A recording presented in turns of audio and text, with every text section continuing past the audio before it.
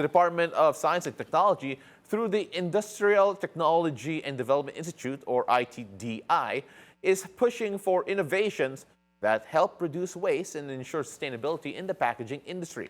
We have with us in the studio research specialist and the head of the Green Packaging Laboratory of the DOST-ITDI, Dr. Angel Basbasan Jr. Magandang umaga po. Thank you very much for joining us. Good morning po. Alright, Doc, let's take a look at anong ibig sabihin ng green packaging. Kasi marami nagka-promote ng mga green products, green efforts. Pero from a DOST perspective, ano po ang green? Okay. If I may add dun sa sinabi nyo na today we always heard about eco-packaging, of eco-friendly, biodegradable, compostables. Those are under the term sustainable packaging, which is the umbrella term wherein green packaging is underway. So green packaging is a material or process or design that minimize the environmental impact throughout its life cycle. So example here are the fiber base or anything from plants, from animals, or algae or seaweeds that can be converted into packaging materials. So na-mention mo yung term life cycle. Minsan kasi hindi iniisip ng mga tao yung end of yung life cycle ng isang packaging, isang produkto. Gaano ka-importante yan sa efforts ng DOST in terms of the packaging that they're making na at the end of the life cycle ng mga packaging na ginagawa po ninyo na mas sustainable or at least mas responsible yung pagka-decompose niya or yung handling nito? Okay, that is very important actually because first, there is a rising issue now about microplastics, right? And there is a recent published article saying that microplastics are already been found in human brain. So with that, microplastics produced dahil sa nature ng mga conventional plastics which are non-biodegradable. So, ang nangyayari kasi ngayon is the path of these packaging materials is linear. Meaning, after usage, diretso na siya dun sa basurahan. So, we can design these packaging materials to be circular. So, instead na going directly to the trash after using, how about we can reuse it? We can recycle it. Or another path is, if they are biodegradable, we can decompose it. Of course, may mga sample ka dito from the DOST. If I'm not mistaken, materials ang puto. Can you give us a sample kung ano? These are prototypes only, laboratory scale. And this material, actually, we process it from crustacean waste or crab shells or shrimp shells. There is a compound that we can extract from there and we can process it into a packaging film. So, mukha siyang plastic. It feels like plastic. Is it as resilient as plastic? Some of its property is resilient as the common plastics. But then, ang isang downside ng biodegradable plastics, for example, to be specific for this one, this is brittle. And this is cannot be heat sealed. Cannot be heat sealed. So may limitations rin. May limitations siya. That is why we made some innovations for this type of packaging material. We blend it with another biodegradable plastic to make it more clear, flexible, and heat sealable. So ito, crab-friendly na ba to or crustaceans pa rin? It's already a blend. A blend of crustacean shells and another type of biodegradable material. So this feels like, for our viewers out there, it feels like yung mga cover ng mga notebook. Oo, yung plastic na that is always there. Same texture with that. Same texture, same resilience, I'm assuming. Same clarity. Doc, you look at how, again, end of life cycle. Normally, when you see a product like this, and we're done using it or medyo gamit na, what happens after you dispose of it? Since this type of plastic, they are recyclable, they are compostable. So, at the end of their life cycle, we can compose them.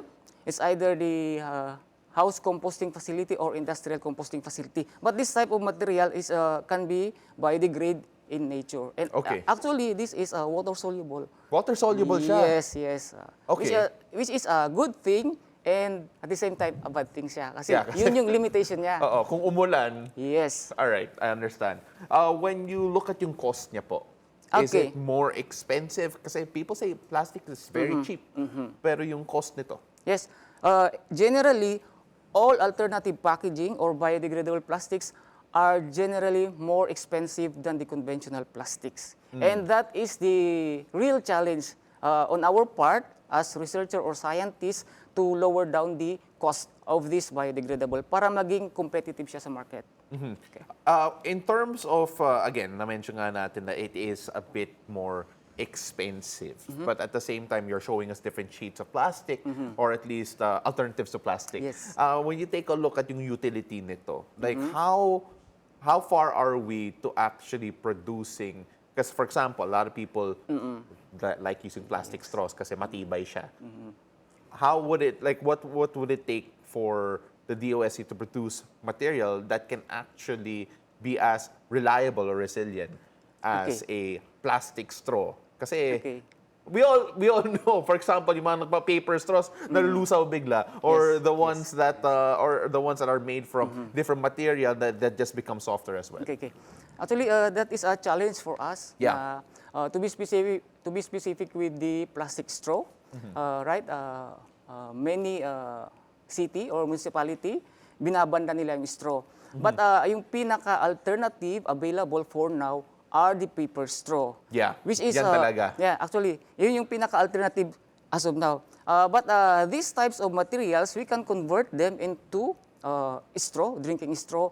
But ang problem for that is the price. So that is why kung nakikita niyo, wala pang plastic or biodegradable or water soluble na or biodegradable na plastic straw. What all would it take to reduce the cost?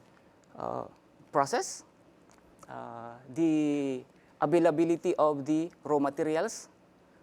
For example, I think Philippines is abundant with agro-industrial waste like sugar cane, the rice straw. Yeah. We're abundant of that. We can use them to be as raw material to make those to make plastic straw.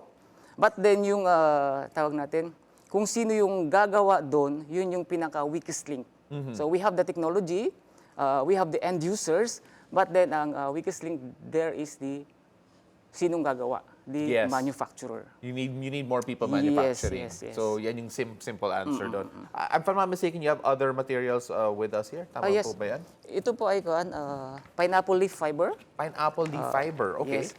We use this as alternative for styrofoam Oh, as cushioning material for logistics of food and non-food products. okay. Sige. Pero with, again, the challenge of this is cost. Yes. Because I'm looking at I'm feeling the material right now, and parang nga siyang styro in the sense that I think it will do the job. Yes.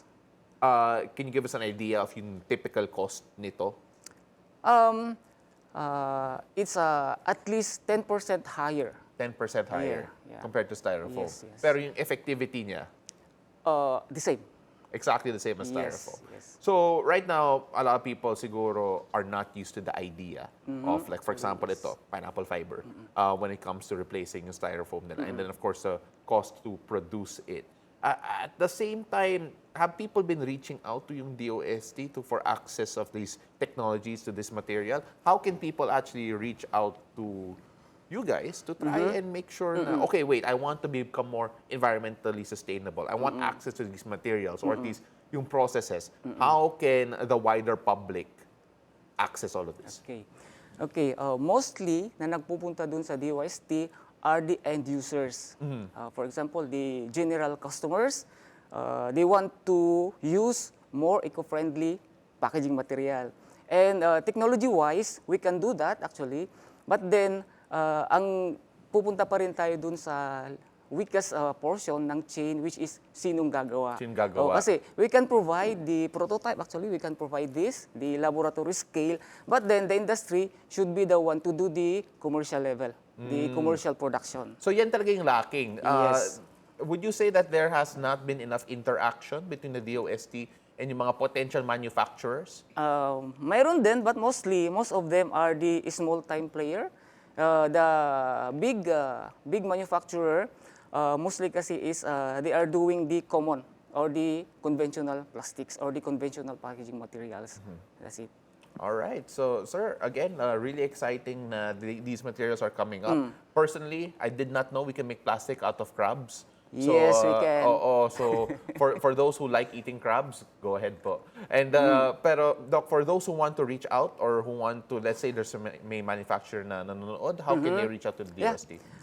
They can go to the office of the Department of Science and Technology sa Bicutan, Taguig City, and we can talk how we will collaborate with each other. And of course, that is Dr. Angel Basbasan Jr. of the DOST-ITDI. Nakita niyo po yung Facebook page nila. But you can also look for him, siya mismo, sa Bigutan. Yes po. And then, let's see you make it work. Feel free to visit our laboratory, Green Packaging Laboratory sa DOST-ITDI po. Ayun, perfect. Again, thank you very much for joining us at good luck po. Hopefully, we see more of this in the future. Maraming salamat po. Salamat po.